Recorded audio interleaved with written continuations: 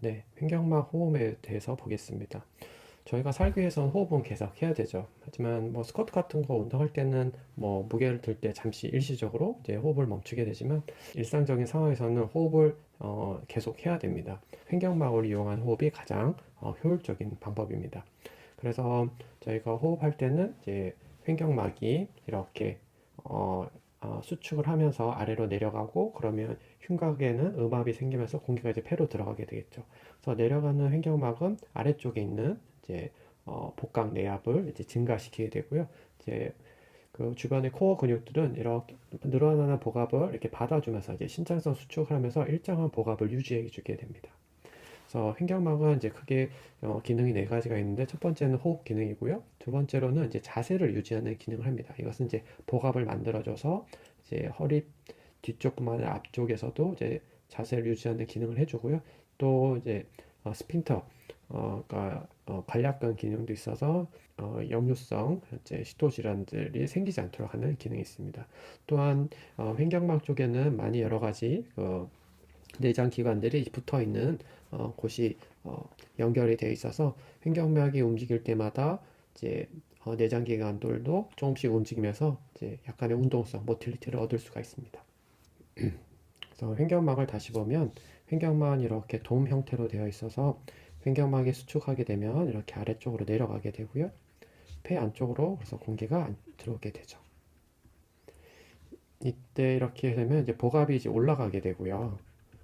그러면 이 주변의 복근들, 그다음에 골반저 근육들, 그다음에 그 뒤쪽에 있는 이제 척추 기립근이나 일리아스와스 뭐 QL 같은 그런 것들도 다 약간 이렇게 늘어나면서 버튼 형태로 작용을 하게 됩니다. 그런 식도 같은 게 지나가게 되는데 이제 식도를 이제 횡격막에 싸고 있어서 이렇게 조여주는 역할을 하게 되고요.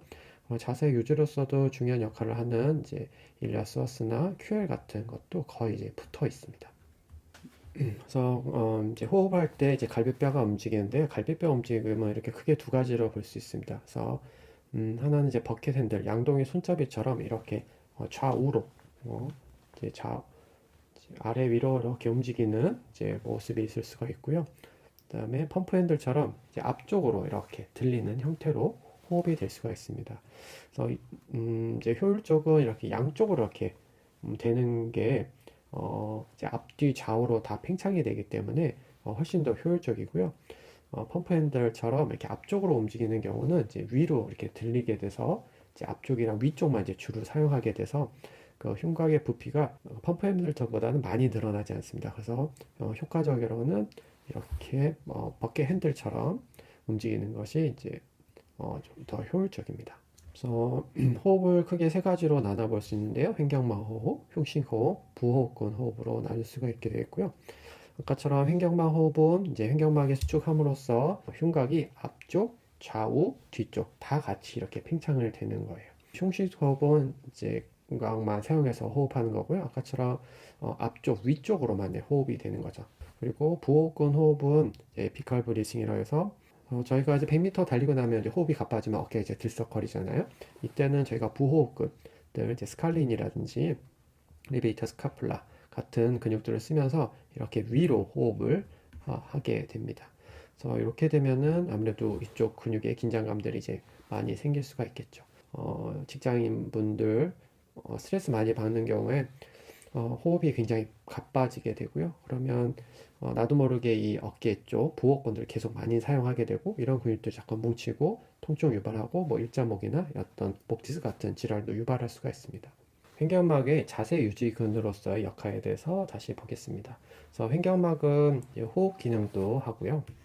자세 유지하는 기능도 있습니다. 그래서 보통은 이 두 가지를 이제 같이 어느 정도 하고 있어요. 하지만 저희가 뭐 무거운 걸 든다든지 하는 순간에는 호흡을 약간 이제 줄이고 복압을 더 증가시킬 수가 있거든요. 이제 저희가 말하는 이제 발살바처럼 아니면 이제 화장실에서 힘줄 때처럼 이때는 저희가 에피글로티스 이제 후두개를 탁 닫고 흉곽의 압력을 높이고 따라서 이제 복강의 압력을 이제 최대한 높일 수 있는 거죠.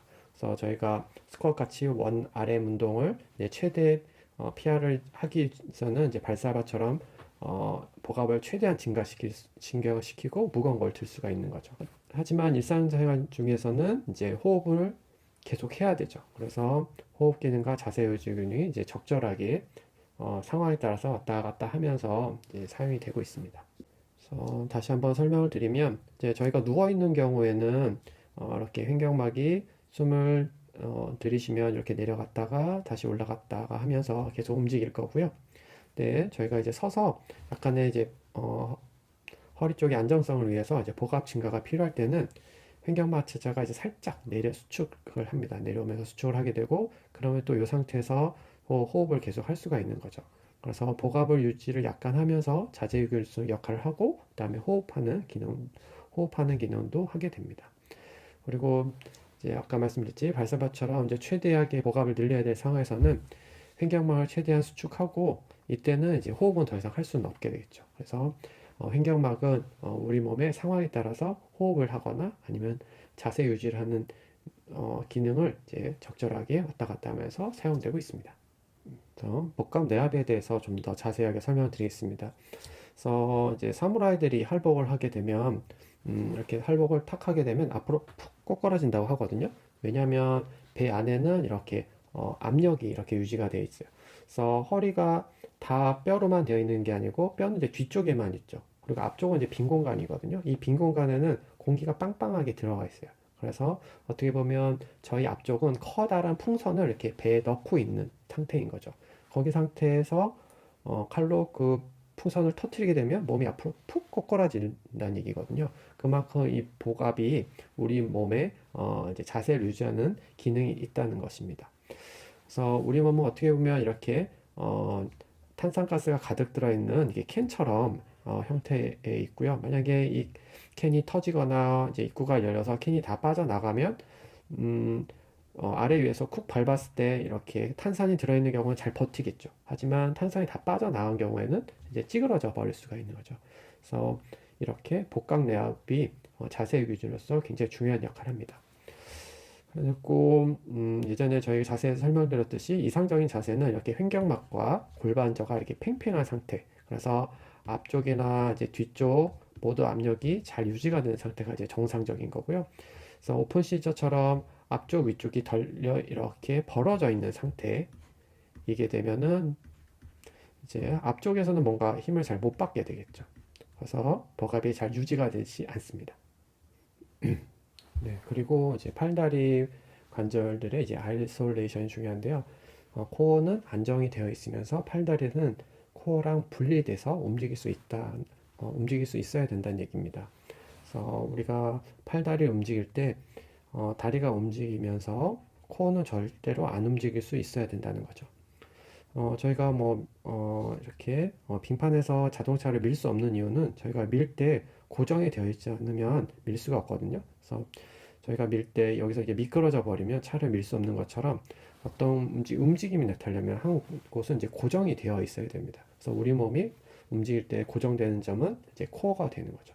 그래서 이렇게 일상경과 윙이 되는 경우를 보면은 저희가 팔을 들기 위해서 이 스카플라가 견갑대가 등에 고정이 되고 그리고 팔을 들어줘야지 되는데 만약에 여기 고정이 안 된다 그러면 팔이 견갑대를 잡아당기는 꼴이 되면서 여기가 이제 떠버리는 거죠. 그래서 우리가 팔다리 움직일 때는 코어가 안정성이 바탕이 되면서 팔다리가 독립적으로 분리돼서 움직일 수 있어야 합니다. 그래서 이렇게 다리 들기 검사를 했을 때 이럴 때 허리가 꺾이면 안 되는데 움직일 때 고관절이 신전되는 것보다 이게 허리가 많이 꺾인다고 하면은 이제 허리를 다칠 가능성이 많아지는 거죠. 그래서 정상적으로는 이제 코어는 거의 움직이지 않고 고관절만 신전이 돼야 합니다. 그래서 이렇게 분리돼서 나타날 수 있어야 된다는 것이고요. 그래서 코어는 안정성이 하는 특정 각도에서만 이제 필요한 게 아니라 모든 방향에서 할 수 있어야 되고요. 그래서 이렇게 여러 가지 방향에서 자극을 받았을 때도 코어가 잘 버텨서 이렇게 뜨지 않게끔 유지하면서 할 수 있어야 되고요. 또 환자가 인지 못하는 방향에서 계속적인 자극을 줘서 코어를 발달시키는 것이 좋습니다. 그래서 이런 트레이닝 방법을 이제 펄투베이션 트레이닝을 하고 저희가 다른 이제 트레이닝 할 때 이제 자유도를 높여서 트레이닝 해야 된다는 이유가 이제 이런 이유 때문에입니다.